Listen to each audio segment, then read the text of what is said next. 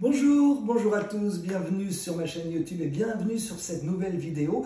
Une vidéo en rapport avec un commentaire que vous m'avez envoyé sur une précédente vidéo. Moi j'aime beaucoup lire vos commentaires, n'hésitez pas si vous souhaitez mettre des petits commentaires sur les vidéos. Je crois que vous pouvez le faire autant de fois que vous le souhaitez, donc ça c'est quand même assez intéressant. Un commentaire qui me parlait du karma et qui me parlait des aïeux. Alors on va parler de cela aujourd'hui, c'est à la fois très court et très intense et très précis. Le karma, vous le savez, j'en ai déjà parlé dans des vidéos précédentes, c'est très simple et c'est très clair. C'est comme une liste de courses, le karma. Les choses sont prévues pour nous. On vient et on choisit nous-mêmes notre incarnation. Pas évidemment au gré de nos envies et de nos caprices, non. On choisit notre incarnation en fonction de nos vies passées, de nos incarnations passées, de qui on a été, de nos actions, de ce qu'on a fait, de ce qu'on n'a pas fait, de ce qu'on a peut-être un tout petit peu raté. Et donc, on se fait notre liste comme une liste de courses pour préparer notre nouvelle incarnation. Ça, c'est le karma.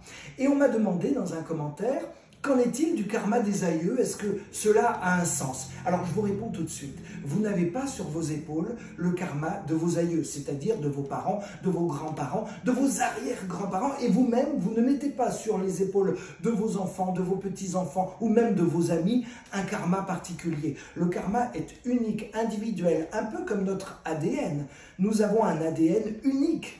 Notre ADN, c'est le nôtre. Il ne peut pas correspondre à un autre ADN, car l'ADN, c'est comme l'âme. L'homme ne s'est pas rendu compte qu'avec la création de ce qu'on appelle l'ADN, enfin quand je dis la création, la découverte plutôt de l'ADN, il a presque fait une connexion avec l'âme. Découvrir qu'on a un ADN unique, c'est découvrir qu'on a une âme unique. Alors c'est encore un petit peu trop tôt peut-être pour nos amis scientifiques de le dire sous cette forme, mais c'est ça la réalité. Eh bien le karma, c'est la même chose. On a notre propre karma, seul et unique. Nos parents ont décidé de vivre une incarnation avec nous et nous avons décidé de vivre une incarnation avec nos parents. En fait, on est dans une unité, mais à travers cette unité, on est dans l'individualisation du karma. C'est un petit peu d'ailleurs, je le disais déjà dans mes précédentes vidéos, comme le karma universel. On est tous unis et on est tous individuels. C'est-à-dire que tout seul, on n'est pas grand-chose sur cette terre et on ne peut rien faire.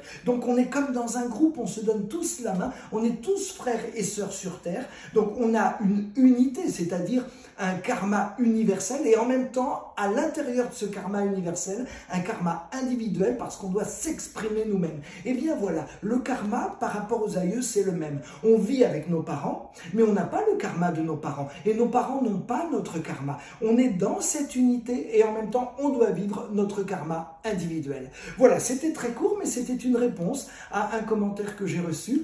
Et encore une fois, venez, j'attends vos commentaires avec grand plaisir. Et je vous dis à très bientôt sur ma chaîne YouTube pour une nouvelle vidéo. Avec plaisir, toujours.